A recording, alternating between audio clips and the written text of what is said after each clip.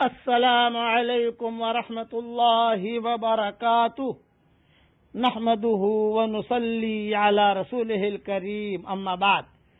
آج کا سبق سن لیجئے۔ آج کے سبق کی سرخی ہے نیک لوگوں سے دوستی کیجئے، پارٹ نمبر 87۔ سلسلہ وار قصہ چل رہا تھا حضرت عبداللہ بن مبارک کی سیرت کا۔ پہلے دو اشعار سن لیجئے، جو سمجھدار طبقہ ہوگا وہ سمجھ جائے گا، جو نہ سمجھے تو اس کو سمجھانے کی ضرورت نہیں ہے، عقل مند کے لیے اشارہ کافی ہے۔ کچھ ایسے بدحواس ہوئے آندھیوں میں لوگ، کچھ ایسے بدحواس ہوئے آندھیوں میں لوگ، جو پیڑ کھوکھلے تھے انہی سے لپٹ گئے۔ کچھ ایسے بدحواس ہوئے آندھیوں میں لوگ، جو پیڑ کھوکھلے تھے انہی سے لپٹ گئے۔ سورج کی سرپرستی سے نقصان یہ ہوا ہے، سورج کی سرپرستی سے نقصان یہ ہوا ہے، اب شمع مانگتا ہوں تو دیتا نہیں کوئی۔ سورج کی سرپرستی سے نقصان یہ ہوا ہے، اب شمع مانگتا ہوں تو دیتا نہیں کوئی۔ بس جو سمجھ گیا وہ سمجھ گیا۔ تو میرے والد صاحب رحمۃ اللہ علیہ ایسے اشارے بیانوں میں کرتے تھے اور پھر کہتے تھے جو سمجھ گیا وہ سمجھ گیا، اور جو نہیں سمجھا اس کو سمجھانے کی ضرورت نہیں ہے۔ اگلا مضمون بھی اسی طریقے کا ہے۔ خواص کے بگاڑ سے عوام میں بگاڑ آتا ہے، یہ عبداللہ بن مبارک رحمۃ اللہ علیہ فرماتے تھے۔ حضرت محمد صلی اللہ علیہ وسلم کے امت کے جو ہے 5 طبقے ہیں، جب ان میں خرابی پیدا ہوتی ہے تو سارا ماحول بگڑ جاتا ہے۔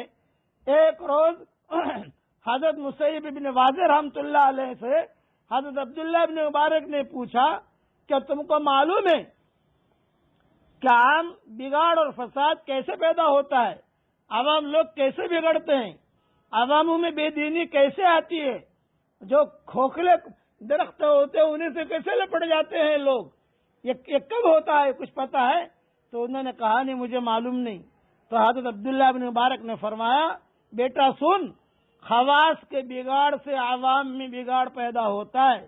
پھر فرمایا امت محمدیہ صلی اللہ علیہ وسلم کے 5 طبقے ہیں، جب ان میں فساد اور خرابی پیدا ہو جاتی ہے تو سارا ماحول بگڑ جاتا ہے۔ نمبر 1، برے علماء۔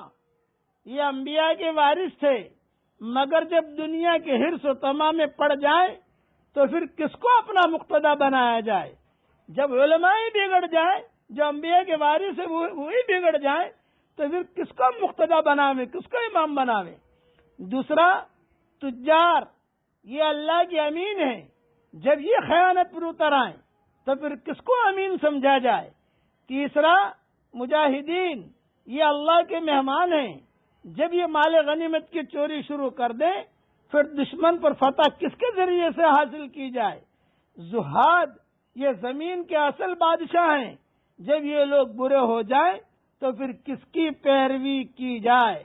حکام، یہ مخلوق کے نگراں ہیں، جب یہ غلہ بانی بھیڑیا صفت ہو جائیں تو غلہ کو کس کے ذریعے بچایا جائے؟ حکام خراب ہو جائیں گے، وہی مال لوٹیں گے تو اب کس پر بھروسہ کیا جائے؟ یہ 5 لوگوں کے طبقے بیان کیے عبداللہ بن مبارک رحمۃ اللہ علیہ نے۔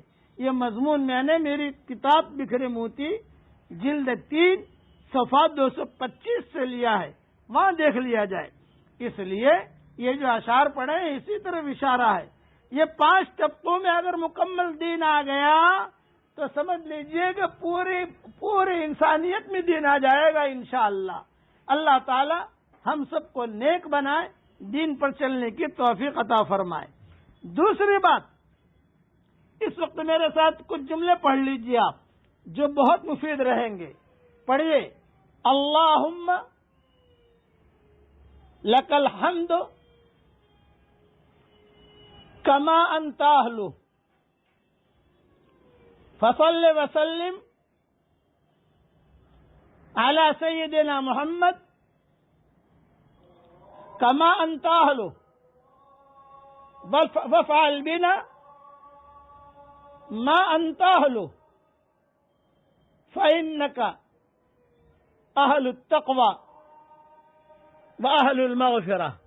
یہ میں نے میری کتاب مومن کے ہتھیار میں یہ دعائیں لکھ دی ہیں، وہاں دیکھ لی جائے، ترجمے بھی دیکھ لیے جائے، حوالے بھی دیکھ لیے جائے.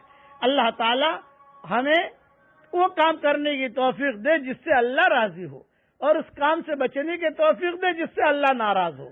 آمین. وآخر دعوانا ان الحمد للہ رب